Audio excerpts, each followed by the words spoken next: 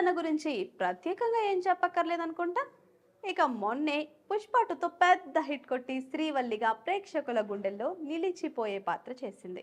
రష్మిక కూడా చాలా మంది సౌత్ హీరోయిన్ల మాదిరిగానే బాలీవుడ్లో తన ఎంట్రీ ఇచ్చేసింది.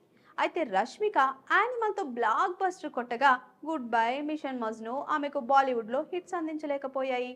ఇక నెక్స్ట్ మరాఠా రాజు ఛత్రపతి సంభాజీ మహారాజ్ కథతో తెరకెక్కుతున్న చావా సినిమాలో మహారాణి యేసుబాయిగా రష్మిక నటిస్తోంది.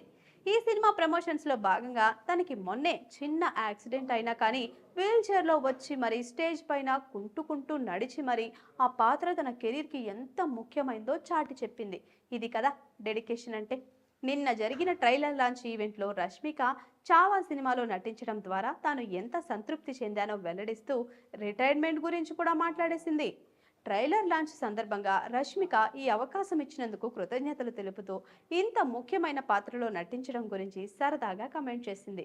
ఇదొక గౌరవం. దక్షిణాది నుంచి వచ్చిన అమ్మాయి నుంచి మహారాణి యేసుబాయి పాత్ర వరకు ఈ జన్మలో నేను కోరుకునే అత్యంత ప్రత్యేకమైన విషయం. దీని తరువాత రిటైర్డ్ కావడం ఆనందంగా ఉందని లక్ష్మణ్ సార్కు చెప్తున్నా అని రష్మిక నవ్వుతూ తెలిపింది. అలానే నేను ఏడ్చే వ్యక్తిని కాదు, కానీ ఈ ట్రైలర్ నాకు బాగా నచ్చింది. విక్కీ కౌశల్ దేవుడిలా కనిపిస్తున్నాడు, అతడే చావా అని ట్రైలర్ లాంచ్ కార్యక్రమంలో రష్మిక అన్నారు.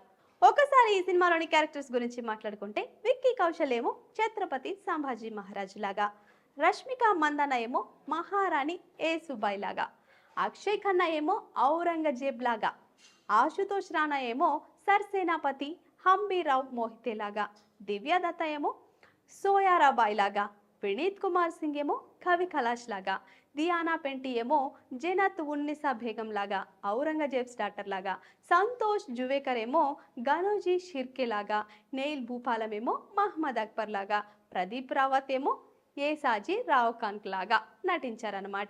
ఇక చావా సినిమా ఫిబ్రవరి 14న విడుదలవుతోంది. యాక్చువల్గా డిసెంబర్లో సినిమాని పుష్ప వచ్చే టైంలో విడుదల చేద్దాం అనుకున్నారు, కానీ మళ్ళీ పోటీ ఎందుకు, మంచి సినిమా కదా అని వెనక్కి తగ్గారని talk.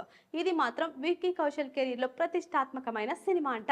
Please subscribe to the channel and download the Politicos app from the links in the description.